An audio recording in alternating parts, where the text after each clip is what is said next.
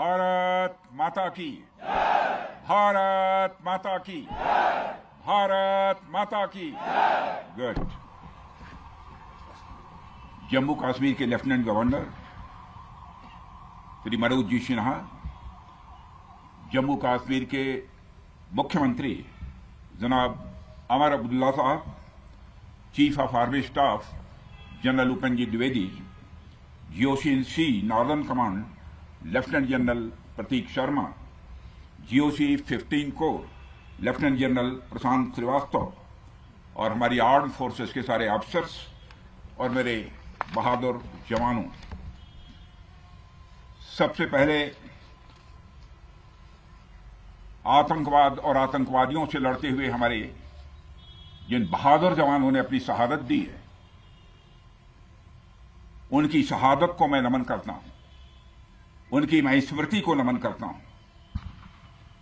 और साथ ही पहलगाम में जो निर्दोष नागरिक आतंकवादियों के द्वारा मारे गए हैं, उनकी भी स्मृति को मैं नमन करता हूं। मैं हमारे घायल सैनिकों के साहस को भी नमन करता हूं और ईश्वर से यह प्रार्थना करता हूं कि वह जल्द से जल्द स्वस्थ हो जाएं।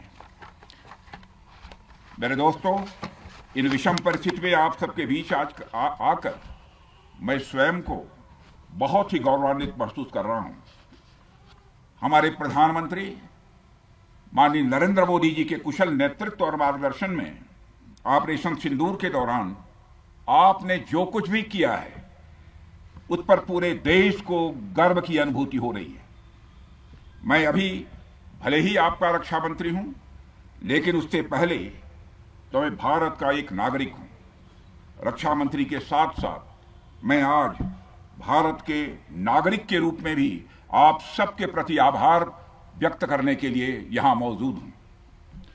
पहलगाम हमले के बाद हमारे जम्मू कश्मीर की जनता ने पूरी एकजुटता के साथ और पाकिस्तान और साथ ही साथ आतंकवादियों के प्रति जिस प्रकार से अपने गुस्से का इजहार किया है, मैं जम्मू कश्मीर की जनता का भी अभिनंदन करता हूं।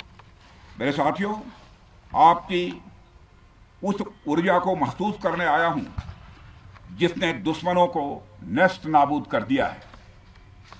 आपने जिस तरीके से सीमा के उस पार पाकिस्तान की चौकियों और बंकरों को आपने ध्वस्त किया, दुश्मन मैं समझता हूं उसे कभी भूल नहीं सकता।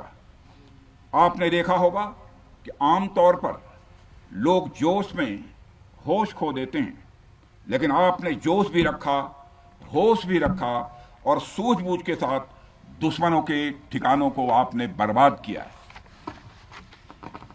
आज मैं यहां रक्षा मंत्री के साथ साथ एक मैसेंजर के रूप में भी आप सबके सामने मौजूद हूं। पूरे देश की शुभकामनाएं, उनकी प्रार्थनाएं और उनकी कृतज्ञता को लेकर आप सबके बीच यहां मैं मौजूद हूं।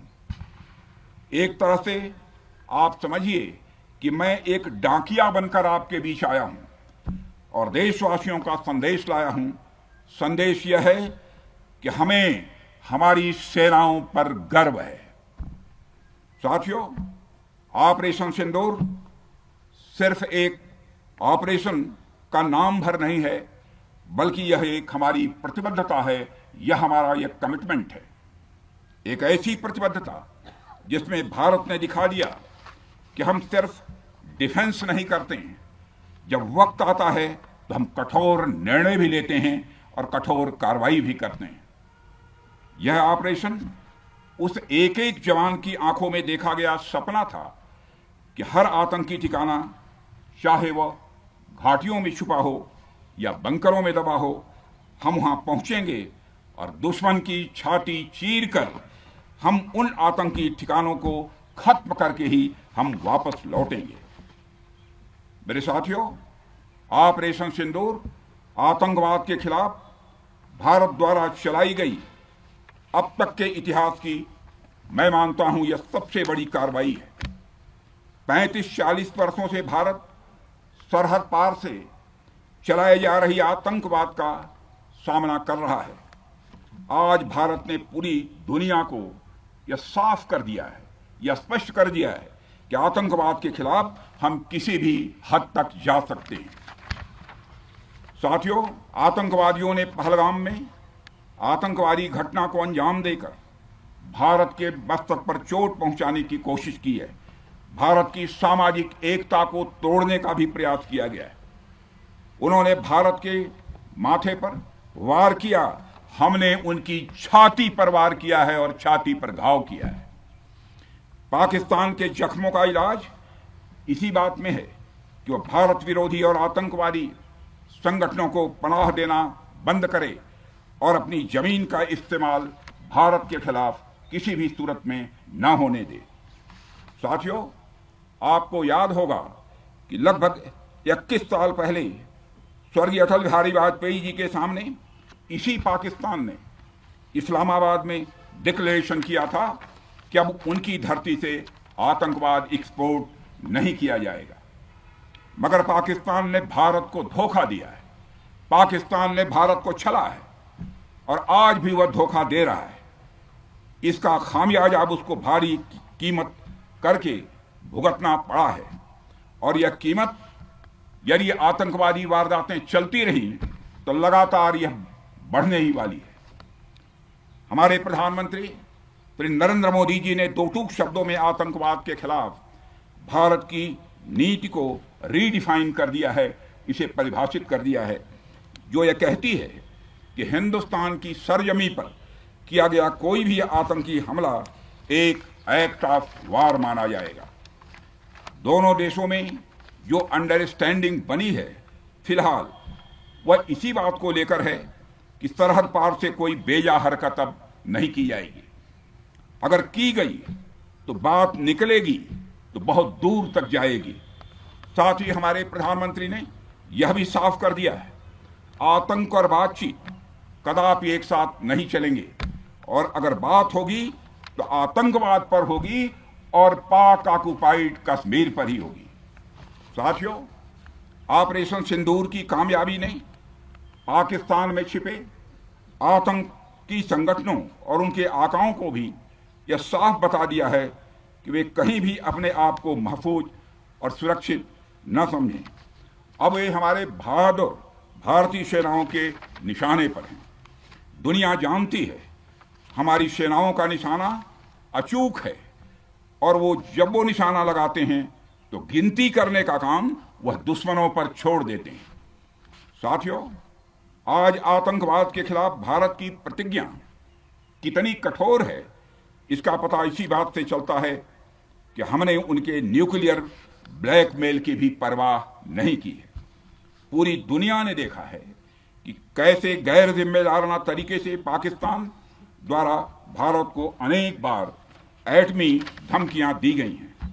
आज श्रीनगर की धरती से मैं पूरी दुनिया के सामने यह सवाल उठाना चाहता हूं कि क्या ऐसे गैर जिम्मेदार और रोग नेशन के हाथों में परमाणु हथियार सुरक्षित हैं? मैं दुनिया के सामने यह सवाल खड़ा करना चाहता हूं। मैं मानता हूं कि पाकिस्तान के एटमी हथियारों को IAEA international atomic energy agency की निगरानी में लिया जाना चाहिए। मैं ये कहना चाहूंगा और साफ तौर पर कहना चाहूंगा।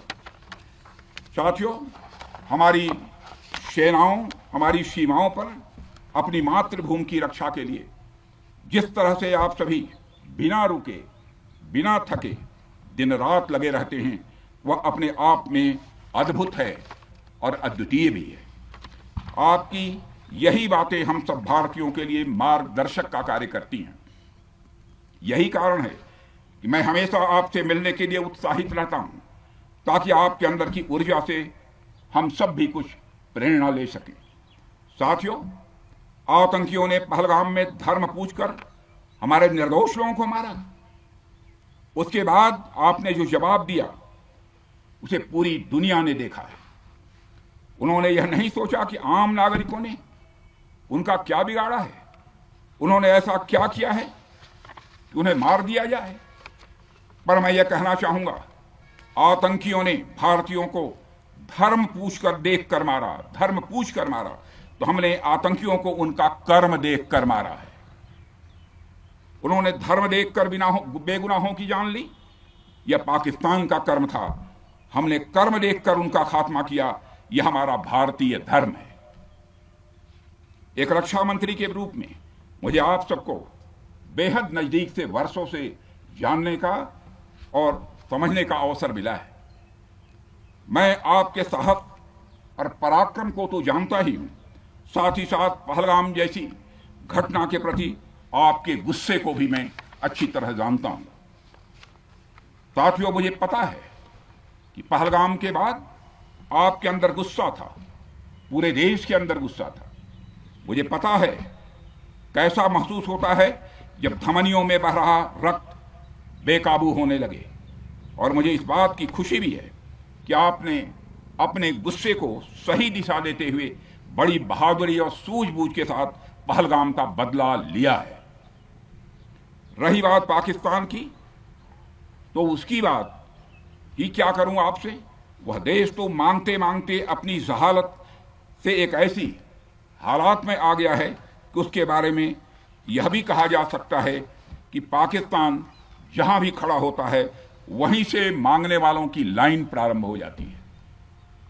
अभी आपने सुना ही होगा कैसे वह फिर एक बार इंटरनेशनल मॉनेटरी फंड IMF के पास कर्ज मांगने गया। वहीं दूसरी तरफ हमारा देश है कि हम आज उन देशों की श्रेणी में आते हैं जो IMF को फंड देते हैं ताकि IMF गरीब देशों को कर्ज दे सके। ऐसी स्थिति में हमारा यह भारत है। रामचरितमानस में स्वामी तुलसीदास जी ने लिखा है, जहां सुमतितः संपत्ति नाना, जहां कुमतितः विपत्ति निदाना। यानी जहां सुमति होती है, अच्छी नीतियां होती हैं, वहां सुख और समृद्धि होती है, और जहां कुमति होती है, बुरी मति होती है, केवल दूसरों के हित की भावना होती है, वहां तरह तरह की विपत्तियां स्वाभाविक रूप से आती ही हैं। पाकिस्तान जिसका जीता जागता यह उदाहरण है। साथियों, भारत के बारे में पूरी दुनिया यह बात जानती है कि हमने हमेशा शांति को प्राथमिकता दी है। हम आमतौर पर युद्ध के समर्थक कभी नहीं रहे, लेकिन स्थितियां जब इतनी विकट हो जाएं, जब देश की संप्रभुता पर आक्रमण होने लगे, तो जवाब देना यह आवश्यक हो जाता है। राष्ट्र कवि रामधारी सिंह दिनकर जी की पंक्तियां आपके सामने रखना चाहूंगा। रुग्ण होना चाहता कोई नहीं, रुग्ण होना चाहता कोई नहीं, रोग लेकिन आ गया जब पास हो तिक्त औषधि, कड़वी औषधि। तिक्त औषधि के सिवा उपचार क्या, शमित होगा वह नहीं मिष्ठान्न से। यानी कोई बीमारी अगर लग जाए तो वह मिठाई से दूर नहीं होती है, उसके लिए कड़वी दवा ही काम करती है। इसलिए आतंकवाद जैसे रोग के लिए भी ऑपरेशन सिंदूर जैसी दवा की बड़ी जरूरत हो गई थी। साथियों, पूरे देश में हमारी सेनाओं को और हमारे सैनिकों को एक सम्मान की दृष्टि से देखा जाता है। एक सशक्त राष्ट्र वही होता है जो अपनी सेनाओं को सम्मान के साथ साथ आधुनिक हथियार और साजो सामान भी दे जिसकी उसे जरूरत है। मुझे गर्व है कि आज प्रधानमंत्री जी के नेतृत्व में सरकार हमारी सेनाओं के लिए यह सब सारा काम कर रही है। हमने यह सुनिश्चित किया है कि हमारी सेनाएं हर परिस्थिति के लिए तैयार रहें। और मैं यहां पर army chief general Upendra Dwivedi ji को भी बधाई देना चाहता हूं, क्योंकि बार बार मेरी चर्चा होती रही है और बार बार मैं यह पूछता हूं कि जो भी आवश्यकताएं हैं उन आवश्यकताओं को पूरा करने के लिए हम पूरी तरह से तैयार हैं। और इसलिए इसके लिए हम वर्ल्ड क्लास बेहतरीन गुणवत्ता वाले साजो सामान अपनी सेनाओं को देने की कोशिश कर रहे हैं। आज आधुनिक राइफल्स, मिसाइल डिफेंस शील्ड और ड्रोन्स जैसी नई पीढ़ी के कई इक्विपमेंट को तेजी से भारत में ही बनाया जा रहा है। साथियों, इसके अलावा सीमावर्ती इलाकों में हमने जो काम किया है वो आप सब देख रहे होंगे। आज LAC और LOC पर भी कनेक्टिविटी है, वैसी पहले शायद कभी नहीं थी। हमने हर स्तर पर यह दिखाया है कि हमारी सरकार केवल युद्ध भूमि पर ही नहीं बल्कि व्यक्तिगत रूप से और पारिवारिक रूप के साथ अपने सेना के जवानों के साथ खड़ी है। साथियों, अंत में एक बार फिर आप सभी को आपके शौर्य और पराक्रम के लिए हृदय से हार्दिक बधाई देता हूं। मैं आपको यह आश्वासन देता हूं कि हमारे प्रधानमंत्री जी के नेतृत्व में देश की सरकार और देश की जनता हर कदम पर, हर स्थिति में आपके साथ कंधे से कंधा मिलाकर खड़ी है।